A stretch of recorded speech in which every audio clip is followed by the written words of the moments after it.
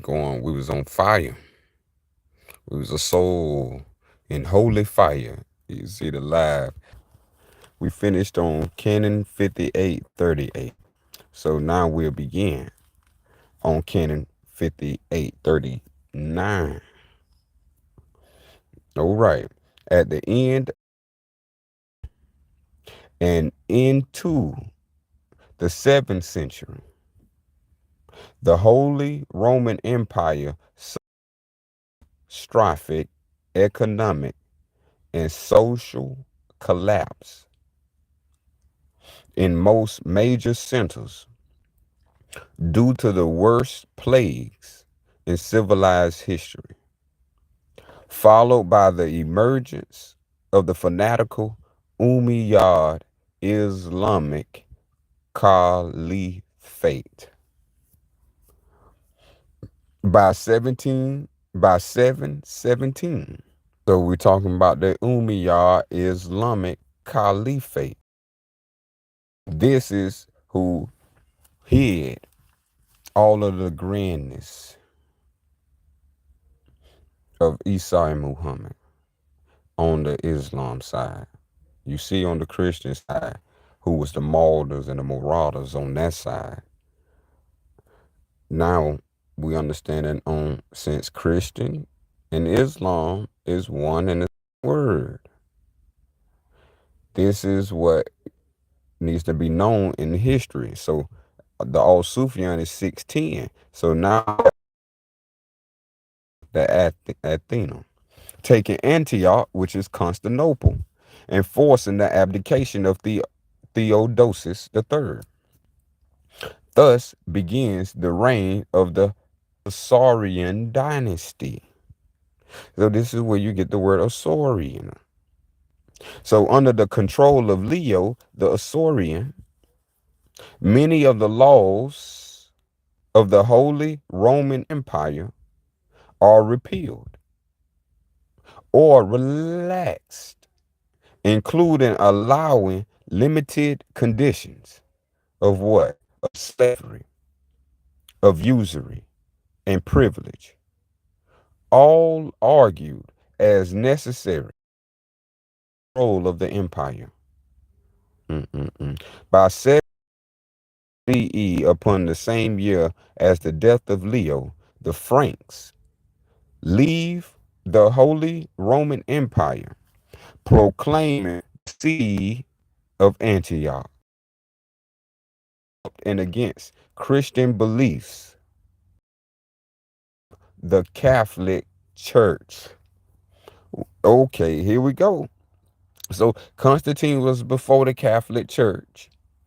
And as time proceeded, the Christian beliefs, the Islam beliefs, was no longer in power. It started dying out due to the eradication of the Holy Roman Empire. And we see about the Umayyad Caliphate.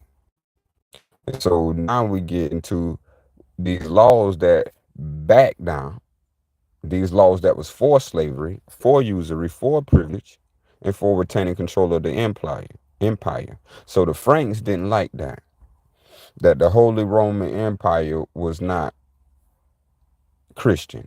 And so they formed the Catholic Church. So this is where we hear the Catholic Church. So Canon 5870, the Holy Roman Empire and the Imperial Christian Church were destroyed with the destruction of the libraries and the records of Constantinople in 1096 CE by a Roman cult leader, Pope Urban II, and an army of several 100,000 poor and fanatics. Did not survive the destruction of Antioch without authority or right. So all cult leaders, any form of leader, and church leaders who stole the name from the 20th century are without valid authority or without right. So Canon 5843. The official motto, flag, and emblem of the false leaders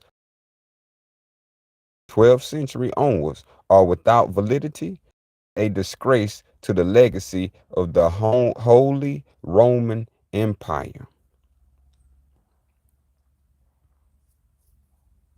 So as we see, in accordance with these canons, the Pactum Dei Singularis, the society of one heaven, and all valid associated entities are the one true and only legitimate successors to the Holy Roman Empire, and no other. And this includes the Sufyan, no other.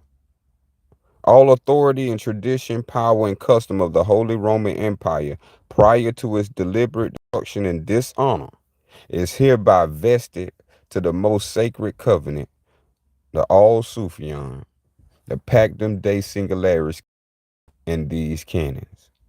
So this is where we're getting the information from, the canon. From these canons, they deliver to us what is the Roman law form. And we find out there's two Roman law forms. One, just the Roman law, and two, the Holy Roman law. So as we conclude in that episode of Roman law forms, bam, boom, Shabaka, the cause will dispel. Peace and love, and KOS.